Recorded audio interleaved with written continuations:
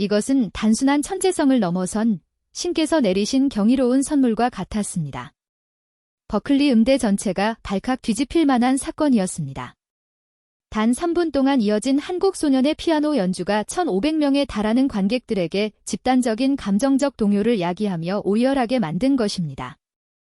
이러한 수준의 연주는 일생 동안 들어본 적이 없습니다.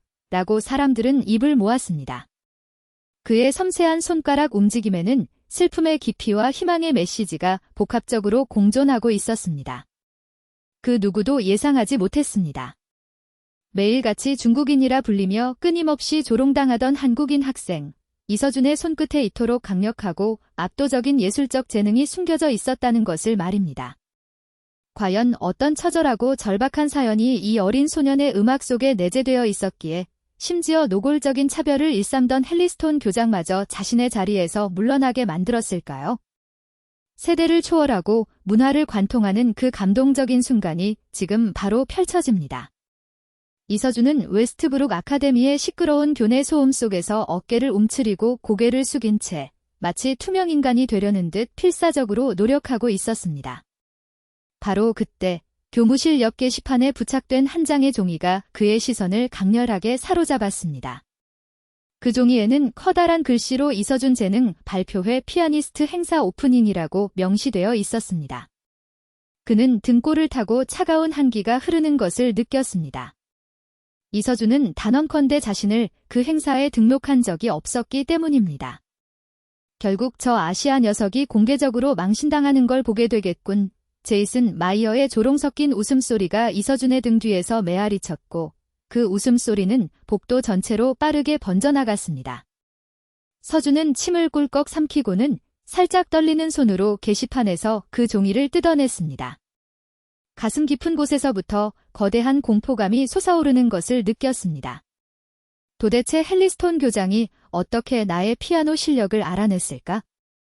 매일같이 조롱과 멸시를 받는 한국인 장학생인 자신이 어떻게 전교생 앞에 나서야 할까요? 피아노는 그에게 가장 은밀하고 소중한 기억이자 잃어버린 과거, 즉 어머니와의 연결고리였습니다. 그런데 이제 그것이 공개적인 망신을 위한 도구로 전락할 위기에 처한 것입니다. 그날 저녁, 버스 안에서 서준은 멍한 눈빛으로 창밖의 풍경을 응시했습니다. 집에서는 김민의 할머니가 기다리고 계실 것입니다. 할머니는 그를 위해 모든 것을 희생하셨고 이제 그 희생에 보답해야 할 시점이 도래했을지도 모릅니다. 비록 그 보답이 자신을 경멸하는 사람들 앞에서 상처 입은 영혼을 만천하에 드러내는 것을 의미할지라도 말입니다. 집으로 향하는 길 내내 그는 다른 학생들의 비아냥거리는 목소리가 머릿속에서 계속 울려 퍼지는 것을 느껴야 했습니다. 저 중국인인지 일본인인지 뭐라고 하는지 하나도 이해할 수 없겠어. 학생들은 이서준이 한국인이라는 사실조차 전혀 신경 쓰지 않았습니다. 그저 다른 사람일 뿐이었습니다. 웨스트브룩 아카데미는 100년이 넘는 오랜 역사를 자랑하는 명문 학교로 붉은 벽돌 건물이 아침 햇살에 찬란하게 빛나고 있었습니다. 이곳은 모든 면에서 부와 특권의 상징이었으며 서준은 첫 순간부터 자신이 이 공간에 속하지 않는 이방인임을 절실히 느꼈습니다. 너 정말 피아노를 연주하니? 점심시간에 제이슨 마이어가 그의 도시락을 보며 코웃음을 쳤습니다. 중국 음식 냄새가 역하게 진동하네. 얘야, 그거 혹시 개고기 아니야? 주변에서 웃음이 터져나왔고 서준의 얼굴은 화끈거렸습니다. 그는 도시락 뚜껑을 다시 덮으려 했지만 이미 모든 것이 늦어버렸습니다. 그래서 정령 악기를 연주한다는 말인가? 헨리 스톤 교장이 갑작스럽게 나타나 차가운 목소리로 물었습니다. 그는 키가 크고 눈썹이 두꺼운 위압적인 인물이었습니다. 모든 아시아인들은 뭔가 하나쯤은 연주하지 않나? 바이올린, 피아노. 그는 손가락으로 눈가를 찢어 올리며 동양인 비하적인 억양을 흉내냈습니다. 서준은 그저 접시만을 뚫어지게 바라보았습니다. 조금.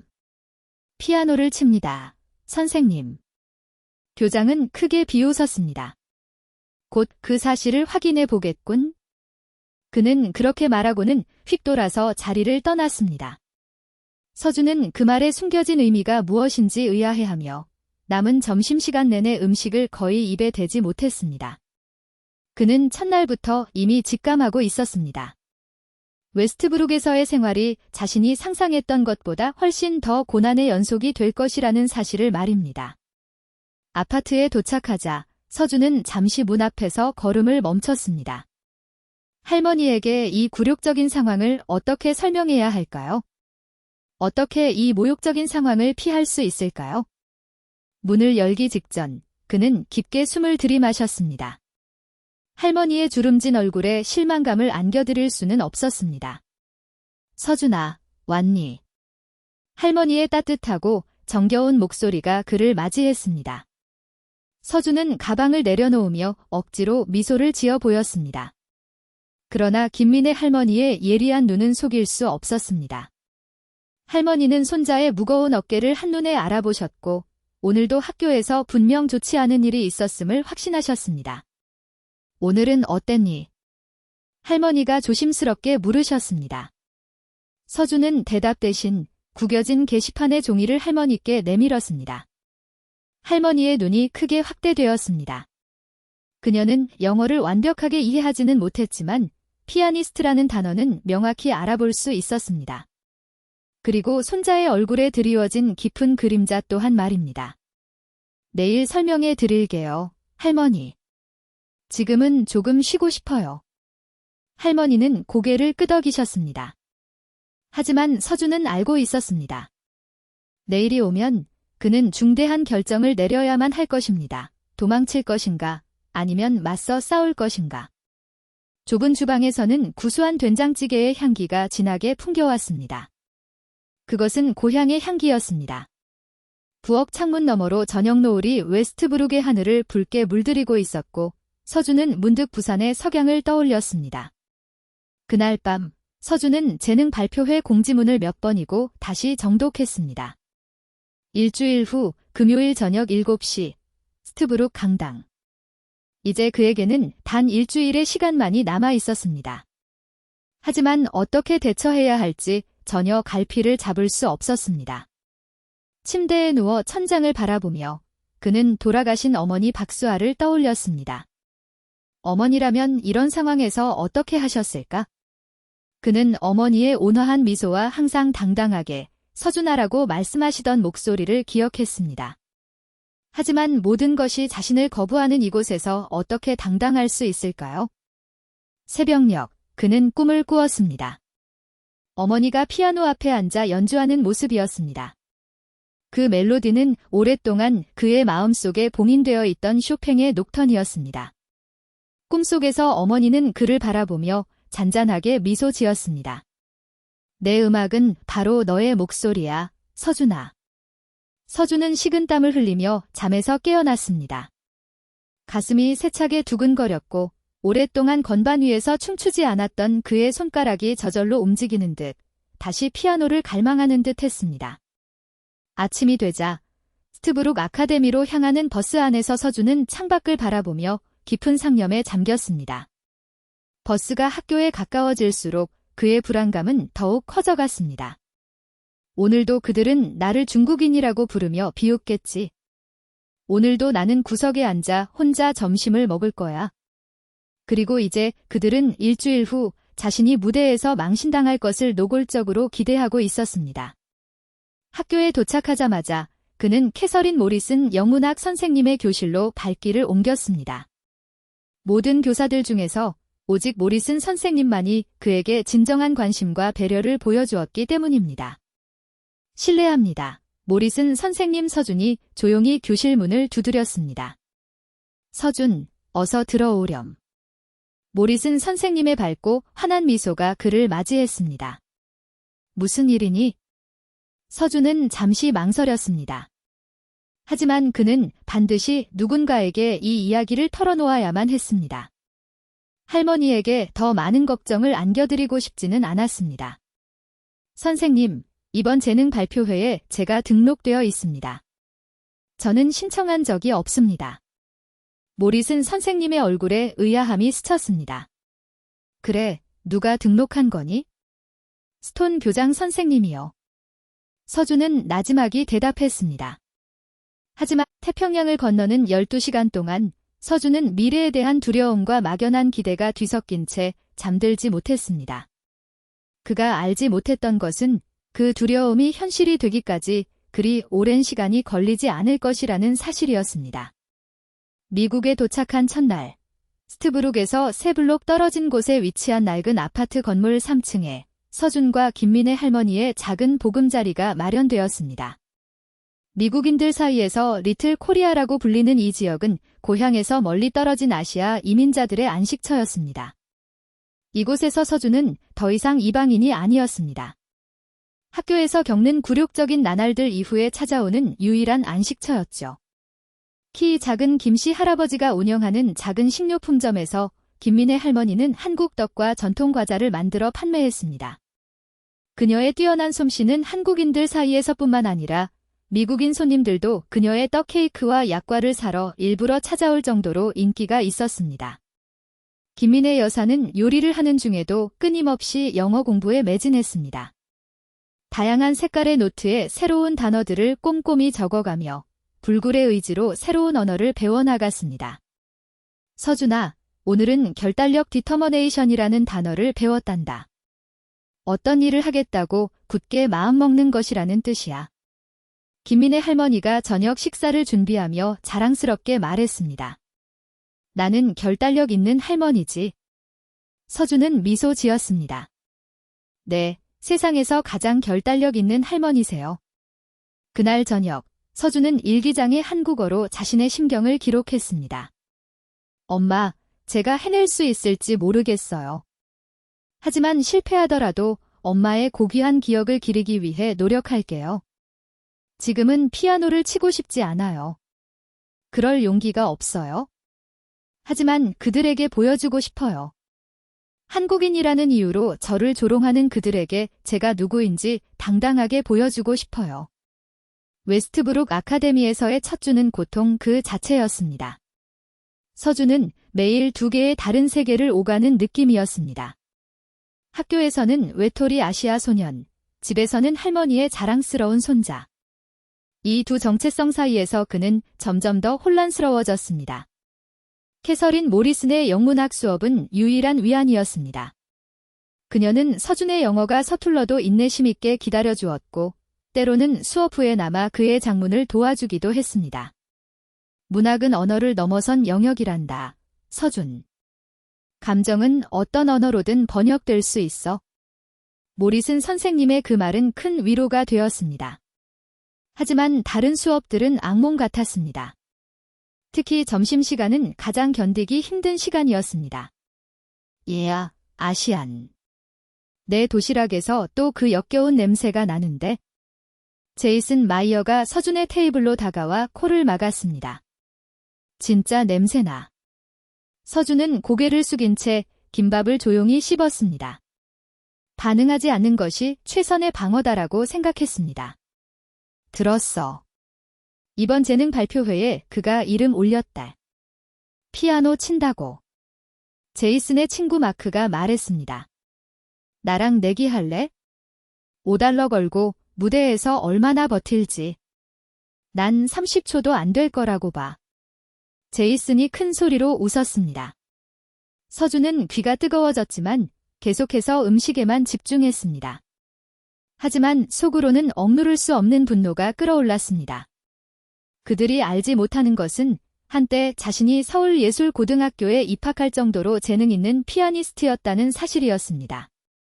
어머니만큼은 아니었지만 그의 실력은 분명 평균을 훨씬 상회했습니다. 하지만 이제 그건 중요하지 않아 서준은 생각했습니다. 나는 다시는 피아노를 치지 않을 거니까? 발표회가 일주일 앞으로 다가오면서 학교의 분위기는 점점 더 기대감으로 가득 찼습니다. 복도에는 아시안의 재능을 보러 오세요라는 포스터가 붙었고 학생들은 서준이 지나갈 때마다 키득거렸습니다. 수업이 끝난 후 서준은 음악실로 향했습니다. 학생들이 모두 떠난 후의 고요한 공간에서 그는 처음으로 학교의 피아노를 보았습니다. 그것은 광택이 흐르는 검은색 그랜드 피아노였고 어머니의 것만큼 웅장하지는 않았지만 충분히 아름다웠습니다. 서준은 피아노에 다가가 손가락으로 건반을 가볍게 쓰다듬었습니다. 손가락이 건반 위를 스치자 희미한 소리가 났고 그 소리에 그의 심장이 미약하게 뛰었습니다. 그는 어머니 박수아가 생전에 자신을 가르치던 모습을 생생히 기억했습니다. 서준아, 음악은 너의 영혼의 목소리야. 손가락은 단단하게, 마음은 열린 채로. 갑자기 문이 열리는 소리에 서준은 깜짝 놀라 피아노에서 물러섰습니다. 모리슨 선생님이 들어왔습니다. 서준, 여기서 뭘 하고 있니? 아무것도 아닙니다. 선생님. 서준은 황급히 대답했습니다. 모리슨 선생님은 피아노를 바라보았습니다. 연주할 줄 아니? 서준은 머뭇거렸습니다. 조금요. 오래전에 모리슨 선생님의 얼굴에 궁금증이 스쳤습니다. 발표회에 대한 헨리 교장의 행동은 정말 부적절해. 내가 원치 않는다면 내가 그에게 말해볼게. 서준은 잠시 생각했습니다. 이것이 도망칠 수 있는 절호의 기회였습니다.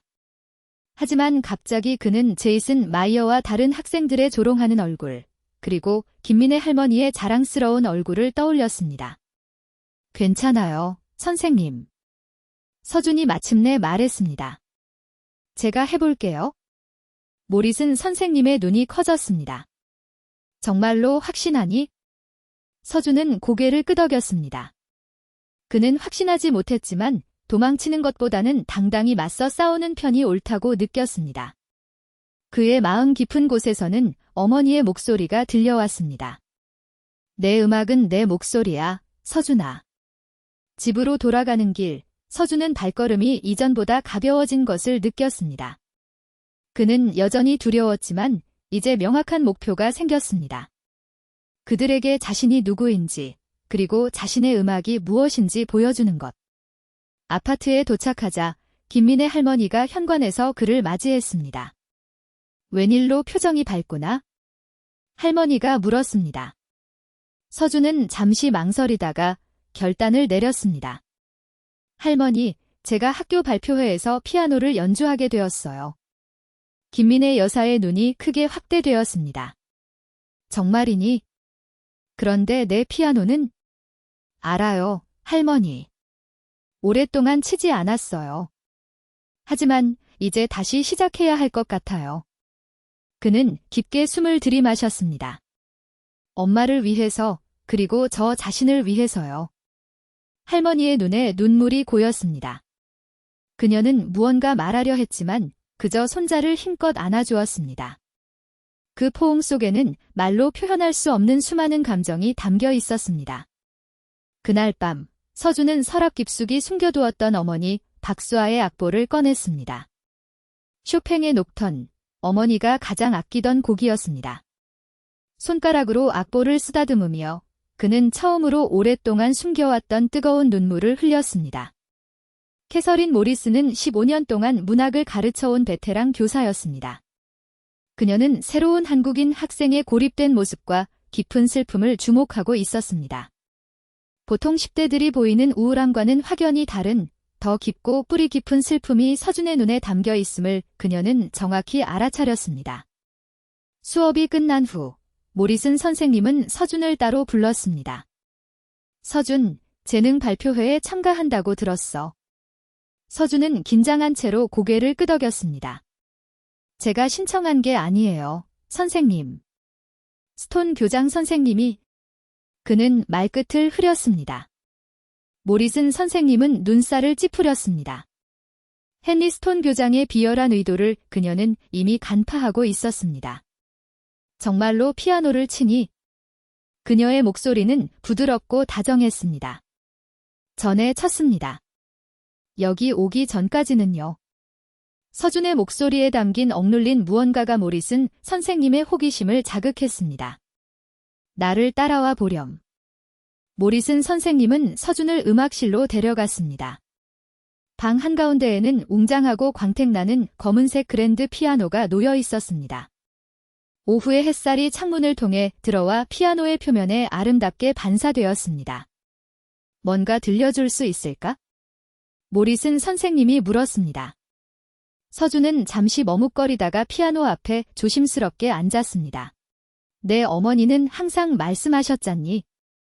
음악은 단순한 소리가 아니라 영혼의 언어라고. 내 마음이 하고 싶은 말을 들려주렴. 다음 날 서준은 처음으로 학교에 가는 것을 기다렸습니다.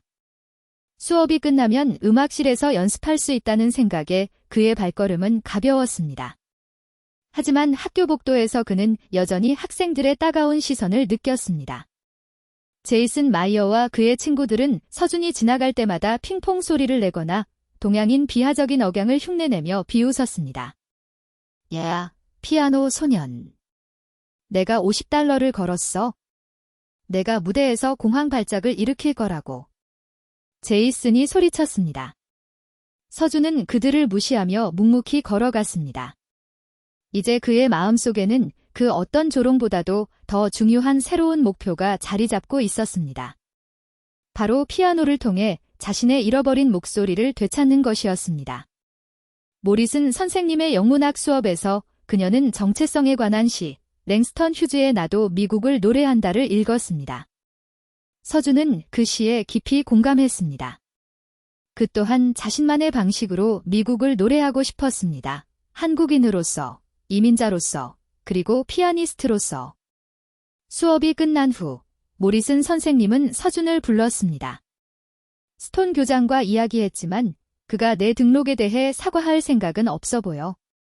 하지만 적어도 내가 연습할 시간은 보장받을 수 있게 됐어. 감사합니다. 선생님. 서준이 진심으로 말했습니다. 그리고 모릿은 선생님이 잠시 머뭇거렸습니다. 내가 원한다면 내 어머니에 대해 더 이야기해 줄래? 그녀의 음악이 궁금해. 서준의 눈이 반짝였습니다. 오랫동안 그는 어머니에 대해 이야기하는 것을 회피해왔습니다. 하지만 이제 그는 이야기할 준비가 된 것 같았습니다. 어머니는 서준이 시작했습니다. 어머니는 음악이 세상을 바꿀 수 있다고 믿으셨어요. 헨리 스톤 교장의 계획은 매우 단순하고 악의적이었습니다. 외국인 장학생, 특히 그의 내성적인 성격을 이용하여 공개적으로 망신을 주는 것이었습니다. 스톤 교장은 지역 이사회가 시행한 장학생 프로그램 자체를 혐오했습니다. 그의 논리는 그 프로그램이 학교의 명성을 오히려 떨어뜨린다는 것이었습니다. 서준은 그 실패의 완벽한 예시가 될 것이었습니다. 내 학교에서 그 장학생들이 어디에 자리가 있는지 알게 해줘야 해. 그는 사무실에서 혼잣말을 중얼거렸습니다. 창문 너머로 학생들이 캠퍼스를 가로지르는 모습이 보였고 그 중에 서준의 곧게 숙인 모습이 보였습니다. 재능 발표회의 날짜가 점차 다가오고 있었습니다. 학교 전체는 말 더듬는 한국인이 무대에서 얼마나 버티다가 도망칠지에 대한 내기로 들썩였습니다. 교장은 이러한 분위기를 은근히 조장하고 있었습니다. 저 장학생들은 제 자리를 알아야 하지 않겠나, 마이어? 그는 점심시간에 제이슨에게 속삭였습니다. 내가 혹시 좀 도와줄 수 있지 않을까? 제이슨은 희죽 웃었습니다. 걱정 마세요, 선생님. 이미 계획이 있습니다. 그 사이 서준은 모릿은 선생님의 허락을 받아 방과 후 음악실에서 비밀리에 연습하고 있었습니다. 건반을 누를 때마다 어머니와의 따뜻한 기억이 되살아났습니다. 손가락은 단단하게, 마음은 열린 채로. 어머니는 항상 그렇게 말씀하셨습니다. 서준은 자신도 모르게 어머니의 말을 중얼거렸습니다. 집에는 피아노가 없었기에 그는 종이에 건반을 그려 손가락 움직임을 훈련했습니다. 김민의 할머니는 발표회를 위해 아껴둔 천으로 흰 셔츠를 정성스럽게 바느질했습니다. 연습을 거듭할수록 서준은 점차 자신감을 되찾기 시작했습니다. 처음에는 단순히 쇼팽의 녹턴만을 연주하려 했지만 점차 그는 자신만의 변주를 더하기 시작했습니다. 한국 전통 음악의 요소들을 서양 클래식과 혼합하는 대담한 실험을 시도했습니다. 이건 내가 작곡한 거니? 모릿은 선생님이 어느 날 연습실에 들어와 놀라움을 표했습니다. 서준은 수줍게 고개를 끄덕였습니다. 아직 미완성이에요. 어머니가 항상 말씀하셨어요. 내 안에 있는 이야기를 음악으로 표현하라고요. 모릿은 선생님의 눈이 빛났습니다. 정말 아름다워, 서준. 이걸 발표회에서 연주해야 해. 정말요? 서준은 망설였습니다. 쇼팽은 안전한 선택이었습니다. 하지만 자신의 창작 작품을 연주한다는 것은 훨씬 더 큰 위험을 감수하는 일이었습니다. 그들은 너를 조롱하려고 해. 하지만 내가 진정한 너 자신을 보여준다면 그들은 침묵할 수밖에 없을 거야. 서준은 깊이 생각하다가 마침내 고개를 끄덕였습니다. 해볼게요. 한편 스톤 교장은 모릿은 선생님이 서준을 적극적으로 돕고 있다는 소식에 노골적으로 불만을 토로했습니다. 왜 그 장학생에게 특별 대우를 해주는 거죠, 모릿은 선생? 그가 교무실에서 따지듯 물었습니다. 특별 대우가 아닙니다, 교장 선생님. 모릿은 선생님이 차분하게 대답했습니다. 그저 학생이 자신의 잠재력을 충분히 발휘할 수 있도록 돕고 있을 뿐이죠. 그 학생은 여기에 맞지 않아요. 그게 분명해질 겁니다. 모릿은 선생님은 화를 억누르며 대답했습니다. 그건 우리가 곧 알게 되겠네요. 그렇죠? 스톤 교장은 모릿은 선생님이 나간 후 재능 발표회 준비위원회를 소집했습니다. 조명을 좀 더 밝게 해. 긴장하게 만들도록. 그리고 시간을 정확히 3분만 주면 충분할 거야. 발표회 4일 전 서준이 평소처럼 음악실에서 홀로 연습하고 있을 때 갑자기 제이슨 마이어와 그의 친구들이 문을 열고 들어왔습니다. 오, 여기 있었구나. 피아노 소년. 제이슨이 비웃으며 말했습니다. 연습이 꽤 잘 되나 봐. 숙제도 안 하고. 서준은 건반에서 손을 떼지 않은 채 그들을 쳐다보았습니다. 필요한 게 뭐야? 제이슨은 서준의 냉정한 반응에 다소 당황했습니다. 그는 서준이 두려움이나 당혹감을 표출할 것을 기대했었기 때문입니다. 그냥 발표회가 기대된다고 말하러 왔어. 제이슨이 대답했습니다. 내가 우승할 것 같아. 무슨 우승? 제이슨의 친구가 웃으며 말했습니다. 내기 말이야. 내가 얼마나 버틸 수 있을지? 제이슨은 1분도 안 된다고 걸었어. 서준은 깊게 숨을 들이마셨습니다. 그는 화가 났지만 동시에 이상하리만큼 평온함을 느꼈습니다. 이제 그는 자신이 무엇을 위해 연주하는지 명확히 알고 있었습니다. 내기에서 질 것 같은데? 서준이 마침내 말했습니다. 내가 끝까지 연주할 테니까. 제이슨은 잠시 놀란 표정을 지었다가 이내 웃음을 터뜨렸습니다. 허세는 두고 보자고. 그들이 나간 후 서준은 더욱 열정적으로 연주했습니다. 그의 손가락이 건반 위에서 춤을 추는 동안 마음속에는 분노와 결의가 뒤섞여 있었습니다. 그는 자신의 작품에 새로운 요소를 더했습니다. 더 강렬하고 더 개인적인 감정을 담아서. 발표회 이틀 전 모릿은 선생님은 서준을 불러 경고했습니다. 스톤 교장이 너를 방해하려고 해? 발표회 진행자에게 너를 짧게 소개하고 시간을 제한하라고 지시했어. 서준은 고개를 끄덕였습니다. 알고 있어요. 하지만 괜찮아요. 제가 필요한 시간은 그리 많지 않으니까요. 자신감이 넘치는구나. 모릿은 선생님이 미소 지었습니다. 자신감은 아닙니다. 서준이 대답했습니다. 그저 어머니께서 제게 가르쳐 주신 것을 기억하려고 해요. 음악은 시간을 초월한다고요. 발표회 전날 밤, 서준은 악보를 들여다보며 오랫동안 앉아 있었습니다. 내일이면 모든 것이 바뀔 것이다. 좋든 나쁘든. 그는 여전히 두려웠습니다. 하지만 동시에 어머니가 그에게 물려준 소중한 선물을 마침내 다시 사용할 수 있다는 것에 희미한 기쁨을 느꼈습니다. 서울의 아파트에서 피아노를 배우던 어린 시절, 서준에게는 꿈이 있었습니다. 어머니처럼 무대에서 연주하는 꿈. 그 꿈이 이런 방식으로 이루어질 줄은 상상도 하지 못했습니다. 미국 학교에서 조롱거리가 될 위기 속에서. 그러나 어쩌면 이것이 그에게 필요했던 것일지도 모릅니다. 다시 시작하기 위한 강제된 계기. 아픔을 음악으로 변화시킬 기회. 할머니, 너에게 $50를 걸었어. 첫 번째 곡도 끝내지 못할 거라고. 서준은 지금까지와는 다르게 제이슨의 눈을 똑바로 응시했습니다. 그럼 돈을 잃게 될 거야? 제이슨은 서준의 갑작스러운 자신감의 순간 당황했습니다. 그러나 곧 웃음을 터뜨렸습니다. 두고 보자. 발표회 전날 밤, 서준은 김민혜 할머니와 함께 조용히 저녁 식사를 했습니다. 할머니, 무서워요. 그가 작은 목소리로 고백했습니다. 김민혜 할머니는 손자의 손을 꼭 잡았습니다. 두려움은 내가 무언가를 소중히 여긴다는 증거란다. 내 어머니도 항상 공연 전에 긴장했어. 정말요? 서준이 놀라 물었습니다. 물론이지. 하지만 그녀는 언제나 말했지? 무대에 오르는 순간 긴장은 사라지고 오직 음악만 남는다고. 서준은 깊게 숨을 들이마셨습니다. 내일 그는 엄마의 말씀이 진실인지 직접 확인하게 될 것입니다.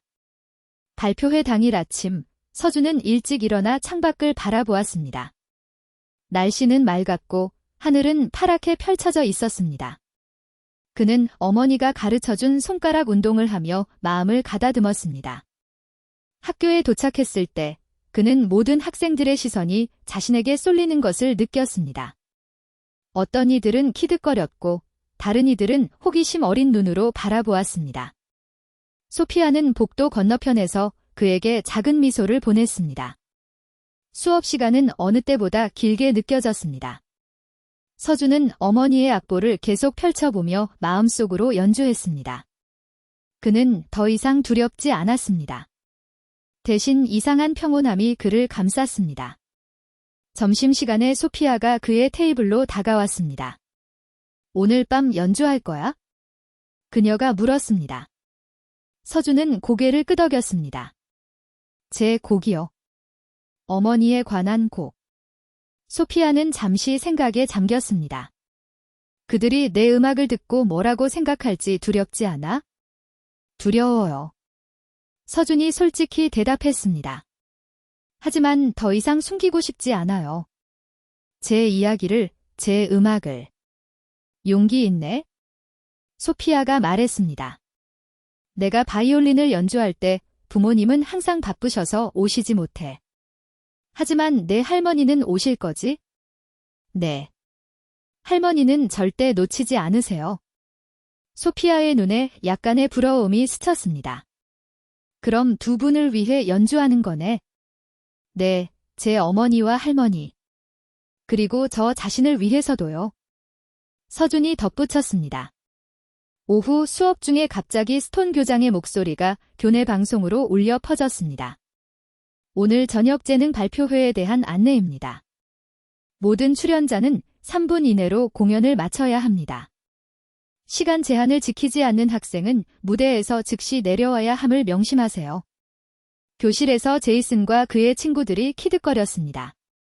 서준은 이것이 자신을 향한 직접적인 메시지임을 정확히 알았습니다. 하지만 그는 동요하지 않았습니다. 그의 곡은 이미 완성되었고 길이는 정확히 3분이었습니다. 모리슨 선생님은 발표회 1시간 전 서준을 찾아왔습니다. 준비됐니? 그녀가 물었습니다. 서준은 고개를 끄덕였습니다. 제가 무슨 일을 당하더라도 감사합니다, 선생님. 저를 믿어주셔서. 모리슨 선생님은 미소 지었습니다. 내가 믿는 건 내 재능이야, 서준. 그리고 내 용기.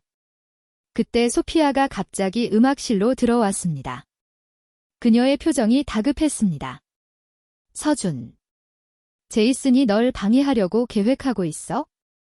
그녀가 서둘러 말했습니다. 친구들에게 내가 연주할 때 소리를 지르거나 웃으라고 했어. 서준의 가슴이 철렁 내려앉았지만 그는 재빨리 마음을 다잡았습니다. 괜찮아요. 더 크게 연주하면 되죠. 소피아와 모리슨 선생님은 서로 놀란 표정으로 바라보았습니다. 그들은 서준의 놀라운 변화를 분명히 느꼈습니다. 더 이상 움츠러든 아시아 소년이 아니라 자신의 이야기를 당당하게 들려줄 준비가 된 진정한 음악가였습니다. 내가 도울 수 있는 일이 있을까? 소피아가 물었습니다. 서준은 잠시 생각했습니다. 그리고 갑자기 그의 눈이 빛났습니다. 실은 한 가지 있어요. 웨스트브룩 아카데미의 강당은 화려한 조명으로 빛나고 있었습니다. 부유한 가정의 학부모들이 자리를 가득 채우고 활기찬 대화를 나누고 있었습니다. 뒷자리는 제이슨 마이어 일당이 서준의 공포쇼, 즉 그가 피아노 연주를 시도하다 실패하는 장면을 목격하기 위해 이미 예약되어 있었습니다. 무대 뒤에서 서준은 긴장으로 떨고 있었습니다. 김민의 할머니가 정성스럽게 다림질한 흰 셔츠를 입고 있었습니다. 할머니는 세련된 미국인들 사이에서 다소 이질적으로 보였지만 맨 뒷줄에 꼿꼿이 앉아 손자를 응원하고 있었습니다. 모리슨 선생님이 다가왔습니다. 심호흡을 해, 서준. 그녀를 위해 연주하렴. 그녀는 조용히 김민의 할머니를 가리켰습니다. 그리고 내 음악이 필요한 모든 이들을 위해. 시간이 다가오자 서준은 무대 옆에서 차례를 기다렸습니다. 첫 번째 출연자들 합창단, 기타 연주자, 댄스 그룹이 차례로 무대에 올랐습니다. 마침내 스톤 교장이 가식적인 친절함으로 서준을 발표했습니다. 자, 우리의 국제 학생, 이서준 군으로 시작합니다. 관객 사이로 비웃음 섞인 웃음소리가 미약하게 퍼졌습니다. 서준은 다리가 무거운 채로 피아노로 걸어갔습니다. 실패를 기대하는 적대적인 침묵이 강당 전체를 채웠습니다. 그런데 바로 그때 예상치 못한 일이 발생했습니다. 무대 반대편에서 소피아 브라운이 바이올린을 들고 당당하게 걸어 나왔습니다. 저는 서준과 함께 연주하겠습니다. 그녀가 단호하게 말했습니다. 강당에는 놀라움의 웅성거림이 일파만파 퍼져나갔습니다. 소피아는 웨스트브룩에서 가장 뛰어난 음악가 중 한 명이자 가장 인기 있는 학생 중 하나였습니다. 그녀가 중국인 소년과 함께 연주한다는 것은 아무도 예상하지 못한 일이었습니다. 스톤 교장의 얼굴이 충격과 분노로 붉어졌습니다. 소피아. 이건 계획에 없었어. 음악은 경계를 초월합니다. 교장 선생님. 소피아가 그를 똑바로 응시하며 말했습니다.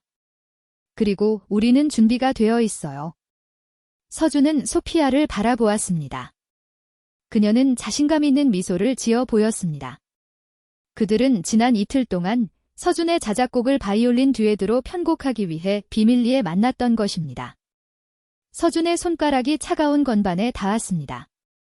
그는 눈을 감고 눈앞에 적대적인 관중이 아닌 부산의 작은 아파트를 상상했습니다. 피아노 의자 옆에 앉아 자신에게 미소 짓는 어머니 박수아의 모습을. 쇼팽의 차둠들이 공간을 채웠고 소피아의 바이올린이 부드럽고 섬세하게 화답했습니다. 그리고 점차 그들은 서준의 자작곡으로 자연스럽게 전환했습니다.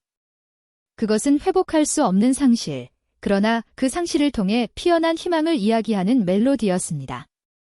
강당의 침묵은 이전과는 다르게 변했습니다.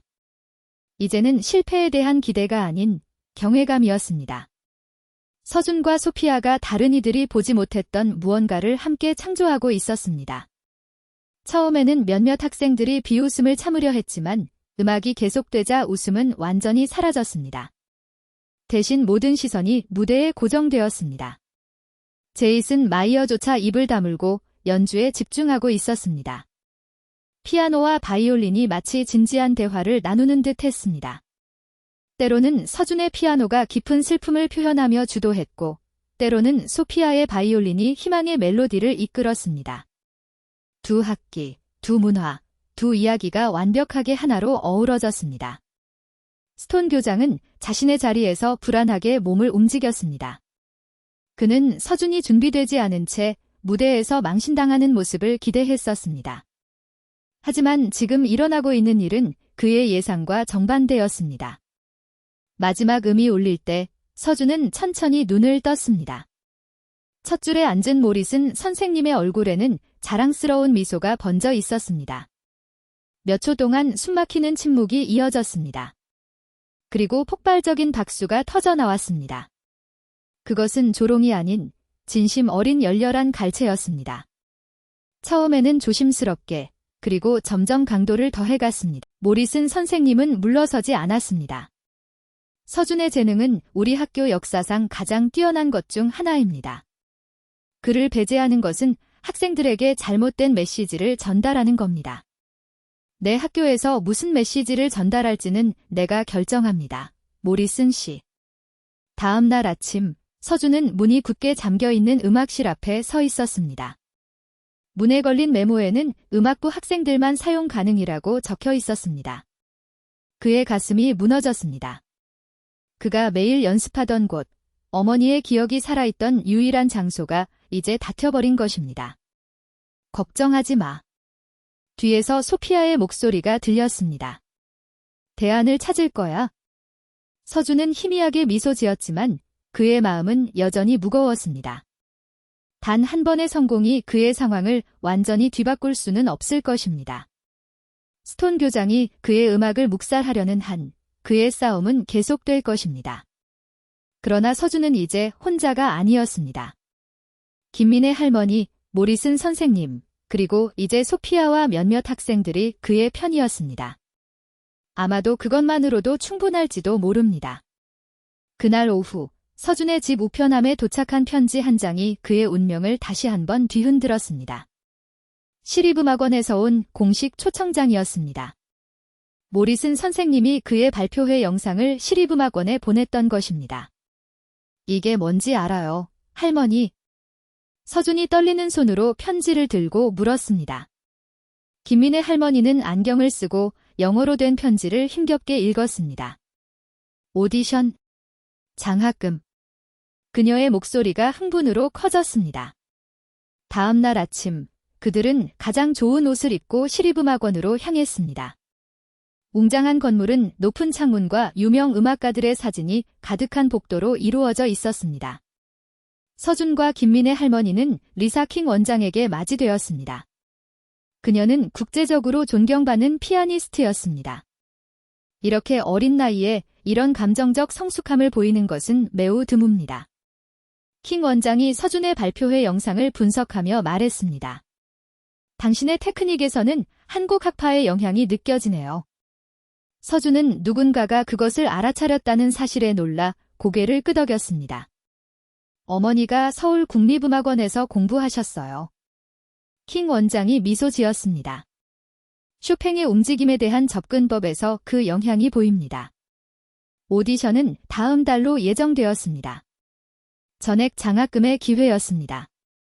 음악원을 나서면서 서준은 기쁨과 두려움, 그리고 묘한 죄책감까지 뒤섞인 복잡한 감정을 느꼈습니다. 할머니, 만약 이 장학금을 받게 되면 우리는 정말로 여기에 머물 수 있을 거예요. 서준이 말했습니다. 김민의 할머니는 그의 손을 꼭 쥐었습니다. 내 음악이 들릴 수 있는 곳이 내 자리란다, 서준아. 그녀의 눈에 담긴 무조건적인 지지가 서준의 마음을 따뜻하게 했습니다.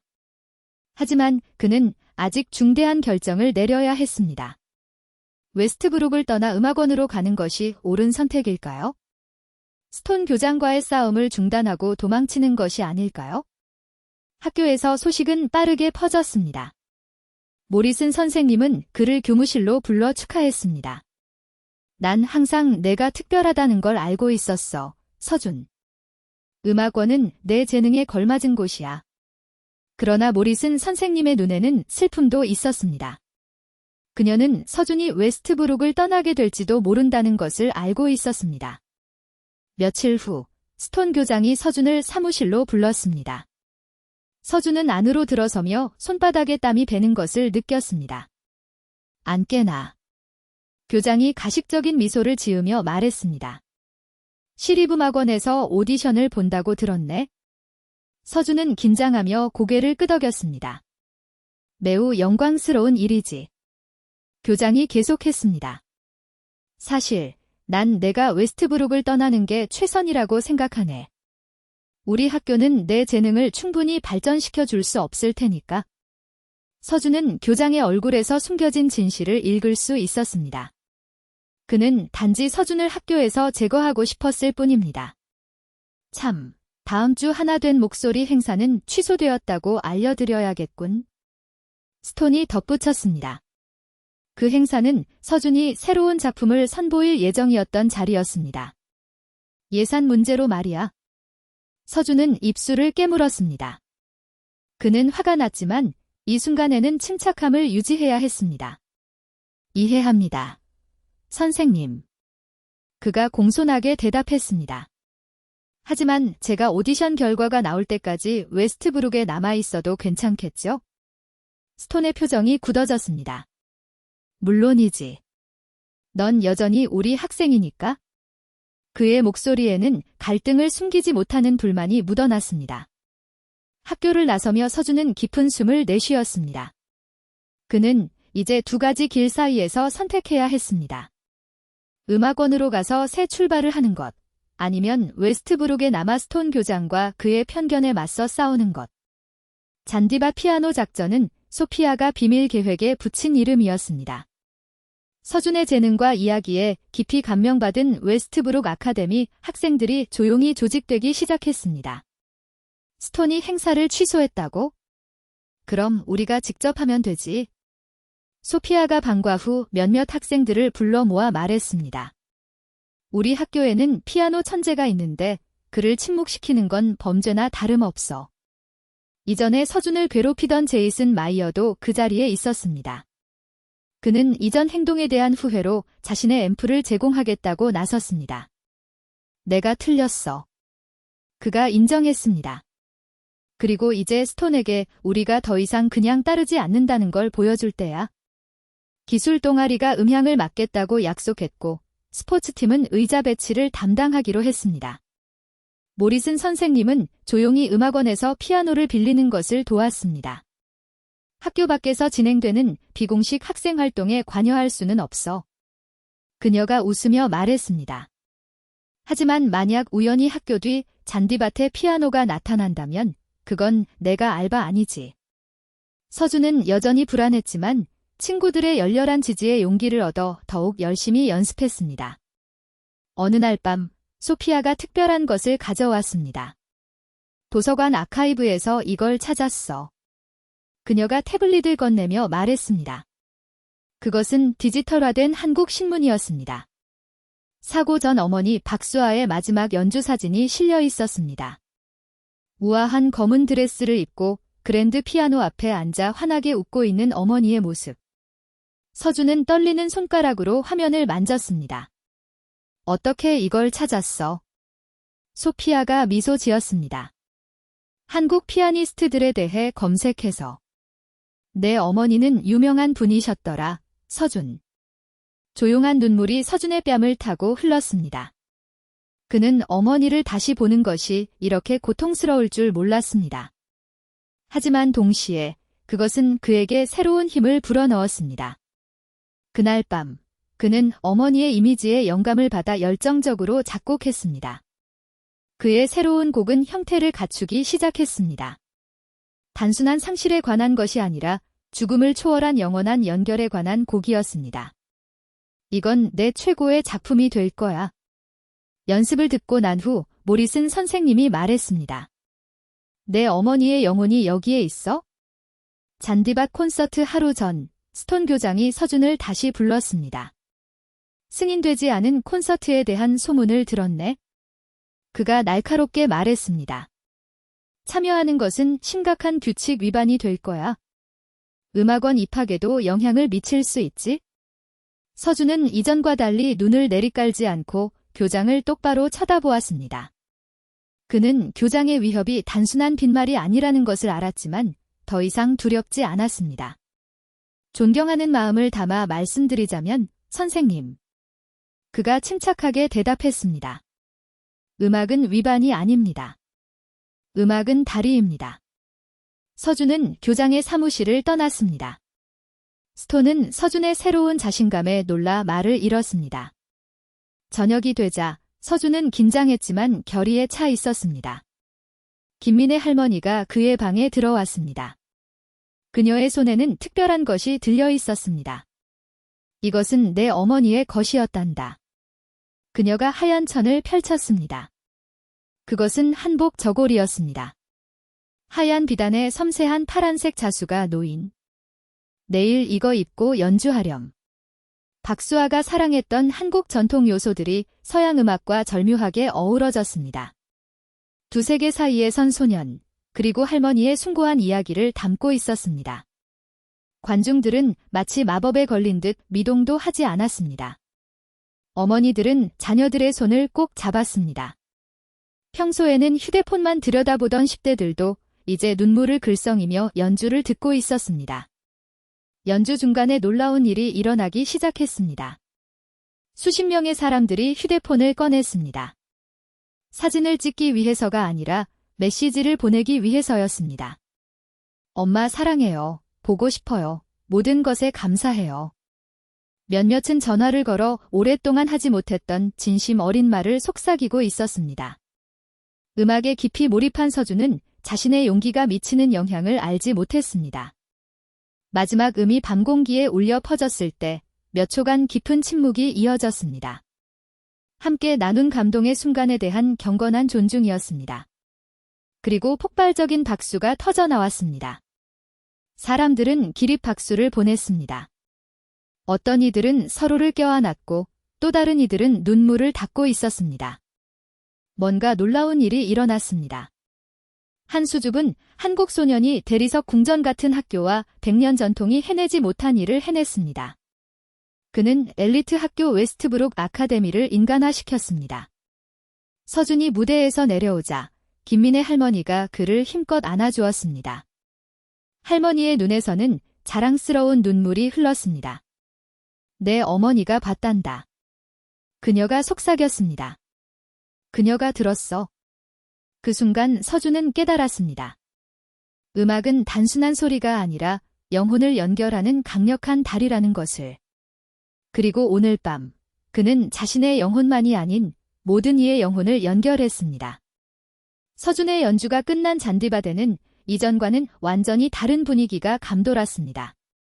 사람들은 서둘러 떠나지 않고 작은 그룹을 지어 이야기를 나누었습니다. 많은 이들이 서준에게 다가와 악수를 청했습니다. 나이 지긋한 한 부부는 그의 손을 오래 잡고 우리 아들을 떠올리게 해줘서 고마워요라고 말했습니다. 다음 날 아침 서준의 휴대폰은 알림음으로 계속 울렸습니다. 소셜미디어에 올라온 그의 공연 영상이 빠르게 퍼지고 있었습니다. 지역 신문도 음악으로 커뮤니티를 하나로 묶은 젊은 피아니스트라는 헤드라인으로 기사를 실었습니다. 학교에 도착한 서준은 복도에서 완전히 다른 반응을 경험했습니다. 학생들이 그를 보고 미소 지었고 낯선 이들조차 고개를 끄덕이며 인사했습니다. 제이슨 마이어는 불편한 표정으로 다가왔습니다. 내가 그렇게 연주할 줄은 몰랐어. 그가 말했습니다. 그동안 내가 했던 일들에 대해 미안해. 서준은 잠시 망설였습니다. 제이슨의 사과는 진심 어린 것처럼 보였습니다. 괜찮아. 그가 마침내 말했습니다. 이제는 새로운 시작이야. 수업 중간에 교내 방송이 울렸습니다. 이서준 학생은 교장실로 와주시기 바랍니다. 서준은 긴장했지만 더 이상 두려워하지 않았습니다. 어제의 성공이 그에게 새로운 힘을 주었기 때문입니다. 교장실로 향하는 길에 그는 모리슨 선생님과 마주쳤습니다. 걱정 마. 선생님이 속삭였습니다. 내 편이 생각보다 많단다. 스톤 교장의 사무실에는 예상치 못한 손님들이 있었습니다. 교육청의 지역 이사와 학교 이사회 회장이었습니다. 서준, 앉으렴. 지역 이사가 친절하게 말했습니다. 어제 내 연주에 대해 많은 이야기를 들었단다. 스톤 교장은 불편한 표정으로 자리에 앉아 있었습니다. 그의 얼굴은 굳어 있었고 손은 책상 위에서 약간 떨렸습니다. 우리는 스톤 교장 선생님의 리더십에 대한 우려를 여러 방면에서 듣고 있었습니다. 이사회 회장이 무거운 목소리로 말했습니다. 특히 국제 학생들과 장학생들에 대한 처우 문제에 관해서 말입니다. 서준은 놀라서 교장을 바라보았습니다. 그는 처음으로 스톤의 눈에서 노골적인 두려움을 보았습니다. 당분간 교장 선생님은 행정적 조사를 위해 휴직하게 될 겁니다. 지역 이사가 설명했습니다. 그동안 찬 부교장이 임시로 학교를 이끌게 될 거고. 스톤이 무언가 말하려 했지만 이사회 회장의 손짓에 그는 입을 다물었습니다. 아, 그리고 서준. 지역 이사가 미소를 지으며 덧붙였습니다. 시립음악원 원장과 통화했네. 내 오디션은 여전히 예정대로야. 하지만 결과가 어떻든 스트브룩에서 내 재능을 살릴 방법을 찾을 거야.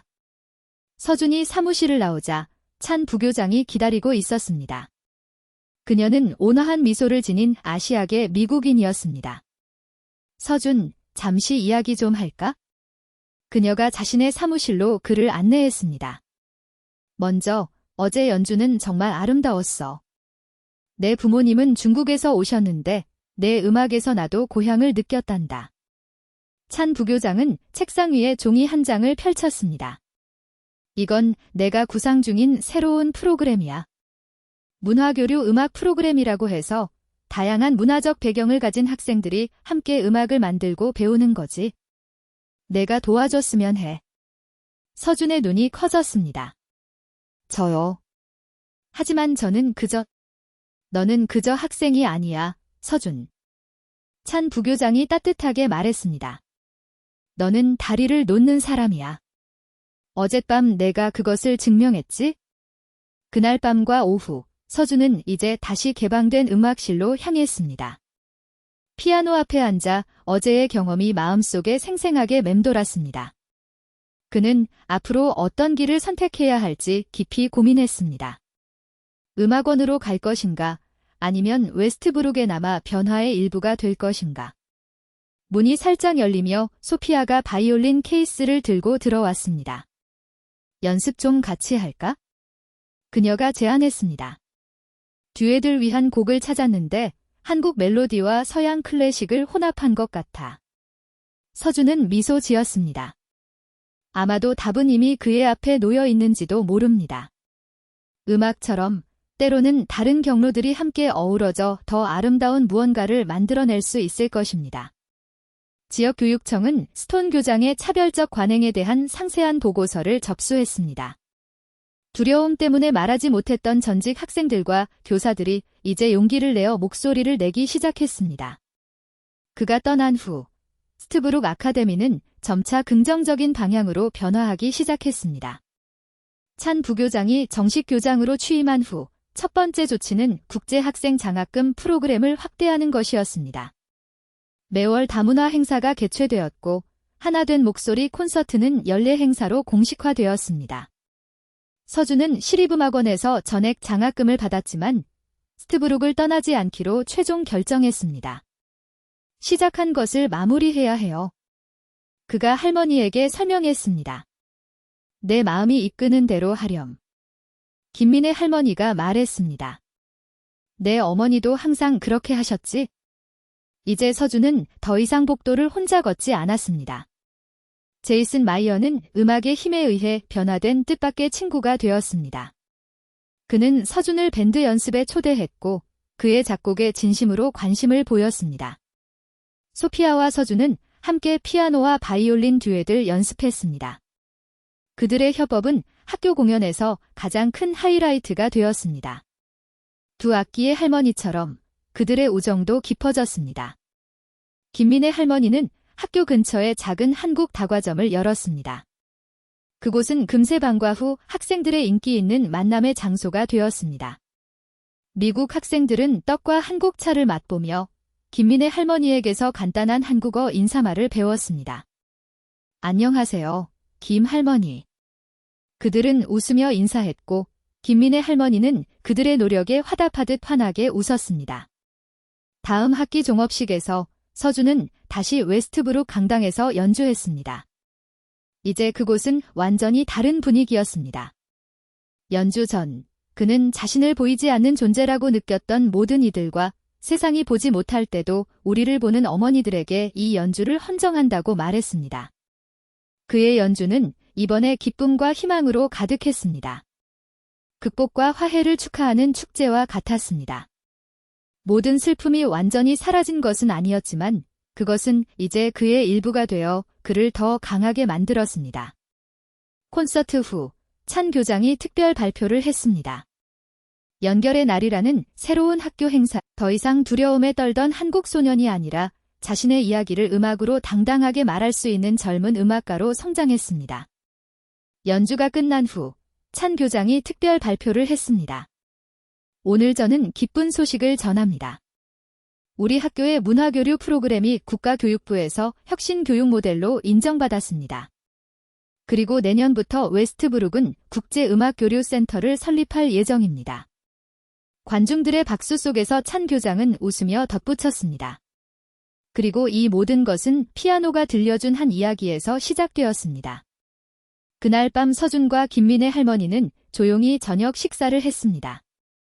식탁 위에는 어머니의 사진이 놓여 있었습니다. 행복하니, 서준아? 할머니가 물었습니다. 서준은 잠시 생각했습니다. 그는 여전히 부모님을 그리워했고, 때로는 그 상실감이 견디기 힘들 때도 있었습니다. 하지만 이제 그는 그 아픔을 숨기지 않았습니다. 대신 그것을 음악으로, 삶으로 표현했습니다. 네, 할머니. 그가 마침내 미소 지었습니다. 이제 행복해요. 제 이야기를 말할 수 있으니까요. 다음 날 아침, 서준은 웨스트브룩으로 향하는 버스에 올랐습니다. 창밖으로 보이는 도시는 더 이상 낯설고 차가운 곳이 아니었습니다. 이제 그곳은 그의 이야기의 일부가 되었습니다. 그의 휴대폰이 울렸습니다. 소피아로부터 온 메시지였습니다. 오늘 방과 후 연습할 거지? 새 듀엣곡을 찾았어. 서준은 미소를 지으며 대답했습니다. 물론이지. 항상 새로운 멜로디를 찾을 준비가 되어 있어? 버스가 학교에 도착했을 때 서준은 이제 자신이 어디에 속하는지 명확히 알았습니다.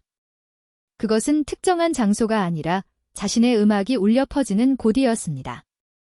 어머니가 항상 말씀하셨던 것처럼 내 음악이 들리는 곳이 내 자리란다, 서준아. 그리고 오늘 그의 음악은 그 어느 때보다 크고 분명하게 들렸습니다. 지금까지 피아노가 들려주는 감동적인 이야기를 함께 나누셨습니다. 한 소년의 깊은 슬픔이 어떻게 음악을 통해 아름다움으로 승화되었는지, 그리고 어떻게 그 음악이 수많은 이들의 마음을 연결했는지 목격하셨습니다. 우리 모두에게는 반드시 세상에 말해야 할 고유한 이야기가 있습니다. 그리고 때로는 그 이야기를 용기 내어 말하는 행동이 세상을 변화시키는 기적을 만들어냅니다. 오늘 여러분은 어떤 멜로디를 세상에 들려주고 싶으신가요? 댓글을 통해 여러분의 가장 소중한 이야기를 공유해주세요. 이 영상이 여러분에게 용기와 영감을 주었다면 좋아요를 누르고 채널을 구독하여 다음 이야기를 놓치지 마세요. 여러분의 적극적인 참여와 응원이 다음 감동을 만들어내는 힘이 됩니다.